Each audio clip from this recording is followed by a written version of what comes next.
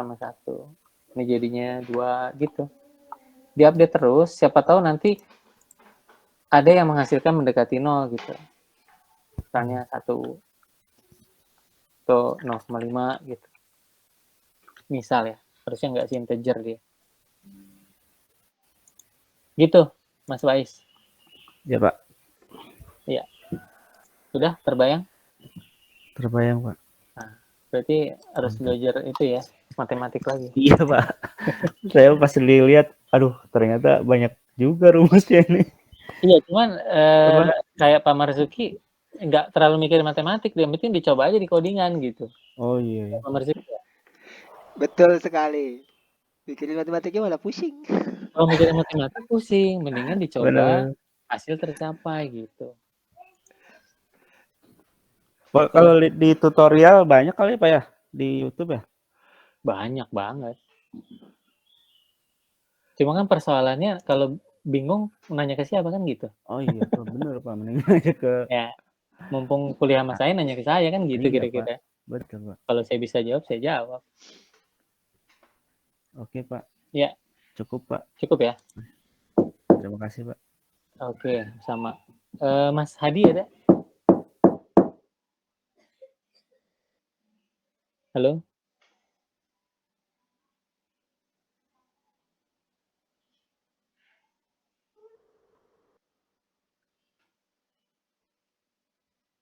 Ya, oke. Ada lagi yang mau nanya? Udah habis nih pesertanya. Gimana?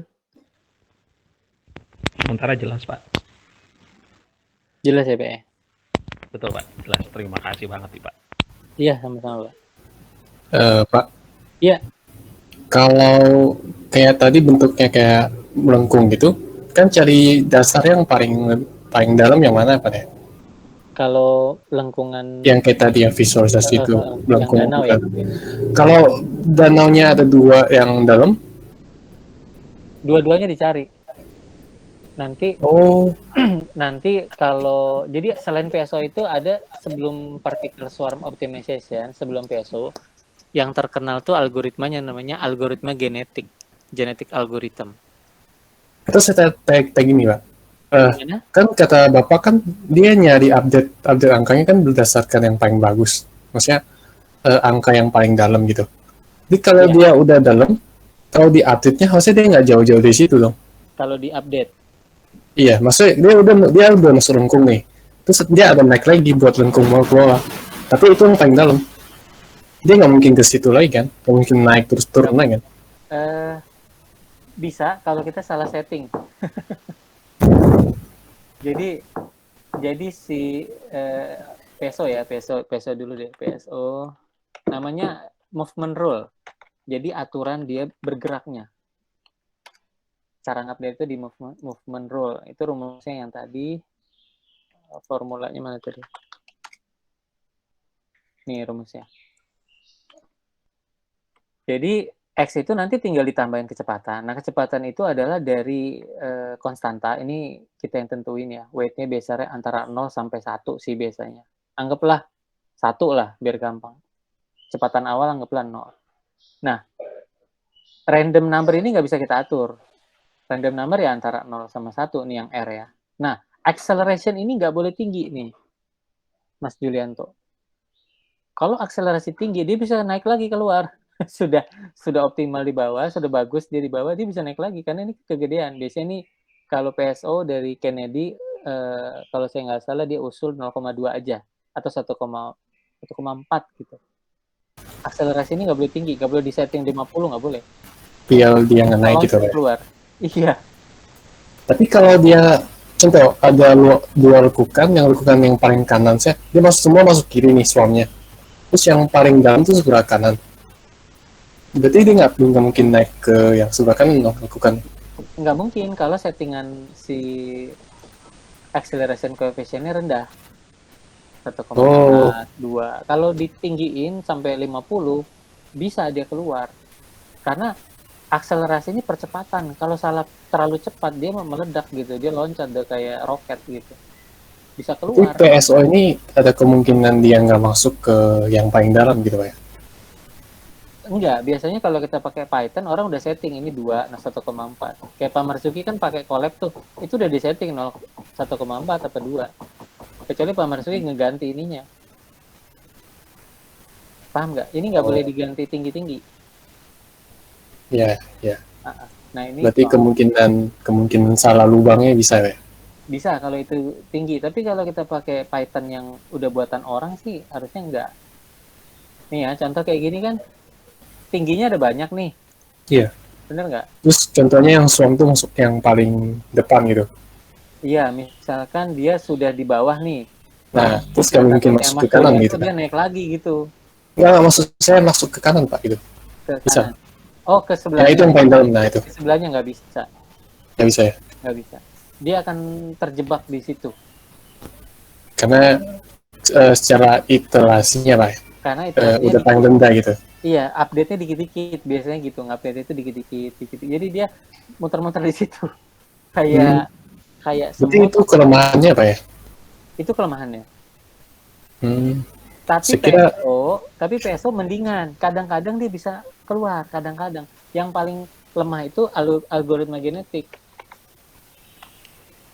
Ini sebelum PSO ada lebih tua lagi dari teori evolusi.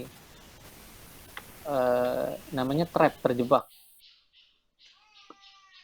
Dia terjebak di local optima.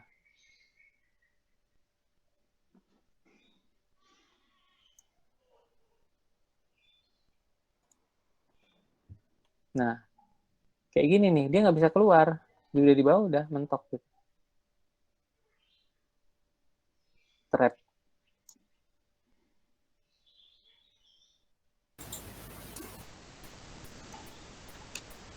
Ya, gimana Mas Yulianto? Oh, oke Pak ya. Kalau yang genetik juga sama kayak yang tadi. Genetik itu lebih sering terjebak. Crotg namanya. Iya? Yang apa yang tadi? Crotg bukan? Chronology. Nah, Crotg. Chronology itu lebih bagus. Dia kayak gitu coba, nyari-nyari terus cari ke bawah. Terus dia nggak bisa naik lagi kan? Iya. Makanya harus Sama ya? dimodif. Kalau saya kasih teori chaos. Jadi dia ada kemungkinan dia bisa pindah dari satu lubang, dia keluar dari lubang itu masuk ke lubang lain. Sehingga menemukan yang paling rendah gitu, lubang yang paling bagus.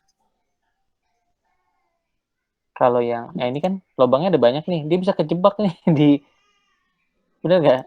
Nih, dia bisa kejebak di, ini aneh banget nih. Tuh. Ini kalau udah kejebak di sini, kalau PSO agak susah keluar. Ya. Genetik algoritma udah kejebak di sini susah keluar. Dia udah di sini nih. Dia akan muter-muter di sini, mau kita iterasi berapapun, buntu dia. Nah, kita akan modifikasi itu penelitiannya. Kalau saya contoh pakai teori chaos, mudah-mudahan dia bisa keluar gitu. Oh, makanya populasi dibanyakin Pak ya? Biar Penyakit. Random sebarin gitu. Ya, kemungkinan bisa yang kanan atau kiri gitu. Mm-mm. Tapi makin banyak populasi makin Berat, lama. lama. Iya. Oh, oke. Jadi Mas Julian tuh bisa setting ini, inertia weight-nya diganti-ganti. Ini kan antara 0 sampai 1. Bisa aja diganti 0,5 atau diganti fungsi yang lain. Untuk menghasilkan velocity-nya itu bisa mengeluarkan dia dari jebakan itu. Jebakan Batman terjebak di satu lubang gitu. Kalau fungsinya kompleks ya, rumit ya. Jadi fungsinya itu ada cekungan gitu. Nah, Mas Julian tuh bisa inertia weight diubah. Kalau velocity itu benar sih kata Bapak. Kalau dia udah di spot yang benar terus dia loncat kan aneh gitu. Buang-buang waktu. Iya, kalau ujung-ujungnya enakannya naikin populasi gitu ya. Boleh. Sebenarnya kita nggak tahu. Sama kayak tadi ngelamar kerja, kadang keterimanya di bank, kadang keterimanya di perusahaan, kadang keterima di industri, itu kan kita nggak tahu. Gitu. Jadi apakah menaikkan populasi lebih baik? Belum tentu gitu, Mas Julian. Tapi intuisi saya sih, intuisi Mas Julian tuh kayaknya populasi, ya nggak apa-apa dicoba gitu. Tapi opsinya populasi boleh diubah, inertia weight boleh diubah, kemudian fungsi randomnya juga dirubah, cara generate randomnya juga. Kalau saya kan pakai teori chaos misalnya. C1 ini juga bisa dirubah, acceleration coefficient. Kenapa harus 1,4? Kenapa enggak 1,2 gitu? Kebayang nggak? C2-nya kenapa harus Ya, 2? Kenapa nggak 3? Kan gitu. Jadi Mas Yulian tuh pilihannya banyak. Atau rumus ini diganti total. Jangan pakai ini dari rumus gerak lurus tadi, gerak lurus GLBB tadi sebenarnya. Nih, rumus gerak lurus berubah beraturan. V sama dengan V0 tambah AT. Sama. V sama dengan V awal ditambah konstanta, ini konstanta semua, kali T. Gitulah kira-kira. Ganti aja nih Mas Yulianto sekalian V-nya pakai rumus yang lain, nggak apa-apa. Pokoknya si X itu diganti angkanya. Ya nggak? Prinsipnya itu Mas Yulianto. Kebayang nggak? Ya Pak, ya, kebayang. Cuman kalau V-nya kekencangan ya dia keluar dari si lubang itu. Ya, ya. Angkanya kebanyakan, maksudnya populasi kebanyakan juga susah ya, lama. Lama. Kalau masalahnya di lama. Itu sih. Oke. Jadi ibaratnya kayak masak itu bisa bawang gorengnya dibanyakin, bisa santannya dibanyakin, bisa airnya dibanyakin. Gitu pilihannya banyak gitu Mas Yulianto. Bener nggak? Ya Pak, ya. Nah, kan susah nih nyarinya. Nyari yang terbaik. Ya biasanya kita pakai best practice. Santannya 1 botol santan kara misalnya, atau bumbunya pakai sajiku gitu. Pakai best practice aja, pengalaman dari orang-orang lain. Nah, pengalaman sekiannya dia berharap ya satunya itu 1,4 atau 2, W-nya 1 gitu. Itu pengalaman dia. Kalau kita mau ganti boleh gitu sih.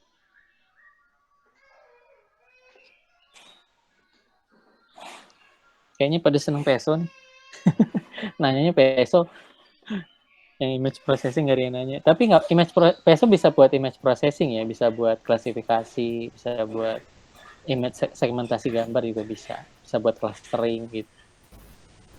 Ada lagi Mas Yulianto? Gitu aja Pak. Iya. Mudah-mudahan ini ya bisa dipahami ya. Iya, tapi masih bingung mau bikin apa Pak. Nah, kalau bingung tanya Mas aja, ntar saya kasih masukan. Kalau kayak kemarin kan tadi kan Pak Masuki pengennya bikin apa? Kayak data mining Teks ya, ya itu. Terus dia gabungin sama metode AI itu buat cari key memes gitu. Ya, gitu lah Pak. Oke. Jadi gini, kalau topik jangan bingung. Kita cari aja dalam hidup kita punya masalah apa. Kan kita pasti namanya manusia punya masalah. Misalnya kita masalah apa ya? Desain rumah gitu ya, desain rumah yang menarik ya. Bisa pakai PSO, dipilih desain terbaik gitu. Atau kita punya masalah mau cari gaji yang lebih besar, ya bisa pakai PSO, disimulasikan ngelamar di perusahaan yang tipikal seperti apa, di job street, nanti diperkirakan nih gajinya lebih besar. Terus peluang saya sama si perusahaan itu matching apa enggak. Bisa aja dibikin cari-cari topik berangkat dari masalah yang kita temukan dalam kehidupan sehari-hari. Saran saya sih gitu. Jadi pas kita bikin memang itu menyelesaikan masalah real. Karena kalau kita cari di studi literatur, masalah itu jangan-jangan masalahnya orang lain, bukan masalah saya gitu. Masalah saya A gitu, yang bisa saya pakai di Indonesia, di rumah saya, di keluarga saya gitu. Daripada saya nyelesain masalah di Amerika gitu. Manfaatnya kurang. Jadi cara yang paling bermanfaat aja. Mungkin gitu saran saya untuk kalau nyari topik. Oke. Dicari lah. Mungkin di kantor, di kerjaan ada masalah. Nah, udah coba aja diterapin. Kalau Pak Marzuki kayaknya memang tuh masalah dia tuh ya Pak Marzuki ya. Ada masalah ingin mengelompokkan coding kali. Bener nggak? Iya Pak, di software development Pak. Memang ada masalah di kerjaan kan kali? Di ini sih Pak, di project management sebenarnya sih Pak. Jadi mau Mm-mm. ngebantu ke situ arahnya. Iya. Jadi makanya dikerjain duluan sama dia. Iya, Pak Marzuki ya. Iya Pak, betul Pak.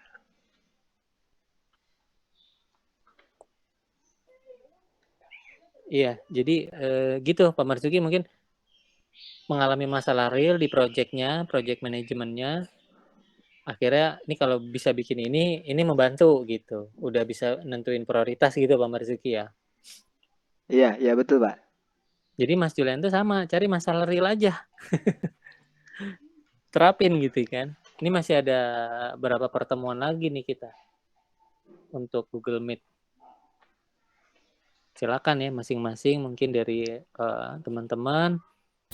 Ya masalah ini nggak apa-apa dibahas aja di kelas seperti ini.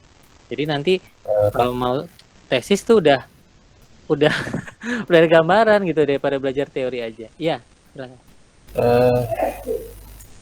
Yang kayak yang tadi yang paper Bapak itu, Bapak cari kedalaman gambar, maksudnya berdasarkan warna. Yang paper saya, gimana? Ya itu Bapak gambar, terus Bapak cari yang paling dalam yang mana? Dalam yang mana tuh pakai warna apa ya? Paper yang apa? Yang ular tadi ya, bukan? Iya udah. Oh, sebentar. Saya buka dulu.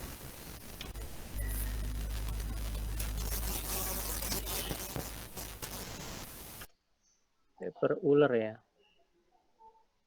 Paper ular. Nama algoritmanya snake gitu ya, algoritma ular.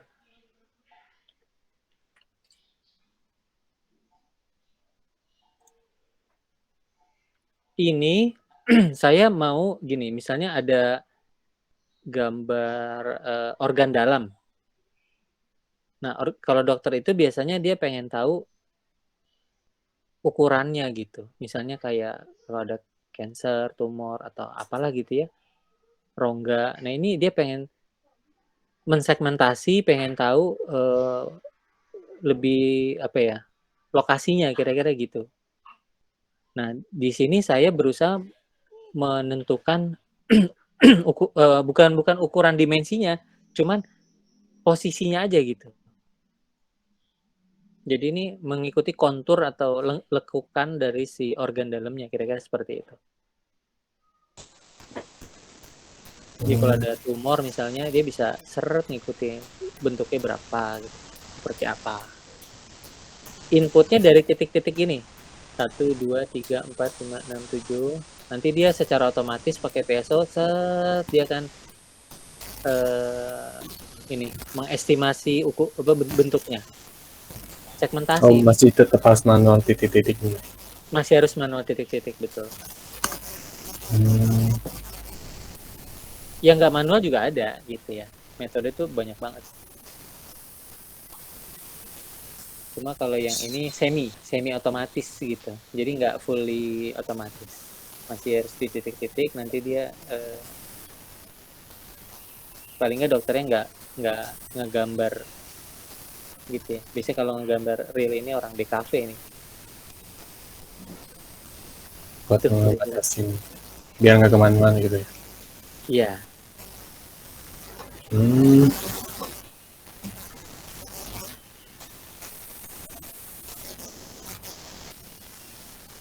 Ya ini sih cuma contoh aja. Ya, face recognition itu berarti unsupervised. Iya. Face recognition supervised. Tapi kan karena dia bisa bilang ini wajah, ini bukan wajah. Dia memberi label. Sebuah gambar kita inputkan sebagai input, outputnya itu dikasih tahu ini wajah, ini ada wajah di sini. Itu face recognition. Ketika kita memberikan label, dia supervise. Kalau wajah baru terus dia clusterin mata mana, hidung mana, mulut mana? Enggak. Kalau clusterin enggak. Oh, clusterin. Itu susah. Enggak susah. Kalau tahu enggak susah, kayak bikin rendang. kayak orang bangun rumah. Kalau dia tahu di gedung pun dia bisa bikin gitu. Kalau dia arsitek ya. Tapi kalau dia bukan arsitek itu susah banget. Paling ambruk sih gedungnya. Oke, Pak. Iya kan? Kayak masak. Kalau ibu-ibu mungkin gampang katanya. Kalau bagi saya sih, waduh saya dengarnya aja udah pusing. Harus ditumis, harus dikasih garam, harus begini, ditunggu sampai warnanya merah, warnanya kuning, terus begini. Saya bingung gitu, karena saya nggak biasa gitu. Jadi kalau udah biasa sih nggak susah sih. Contoh ya, misalnya mau face recognition, kita nggak usah bikin dari awal, pakai ini aja, pakai machine learning kit dari Google. Ini saya udah coba, ini hampir semuanya saya udah coba, dan itu relatif sangat mudah menurut saya sih. Tadi ini kan dia Mas Julianto mau deteksi ini ya, matanya, alis, wajah. Ya.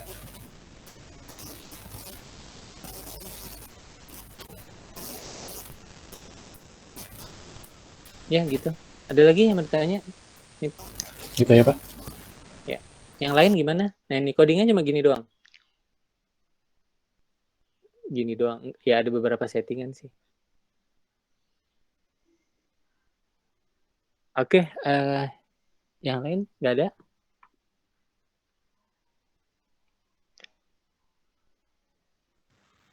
Oke, cukup ya?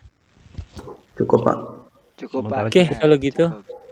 Saya cukupkan. Makasih semuanya. Mudah-mudahan bermanfaat. Assalamualaikum warahmatullahi Terima wabarakatuh. kasih, Pak. Waalaikumsalam. Terima kasih banyak, Pak. Terima kasih, Pak.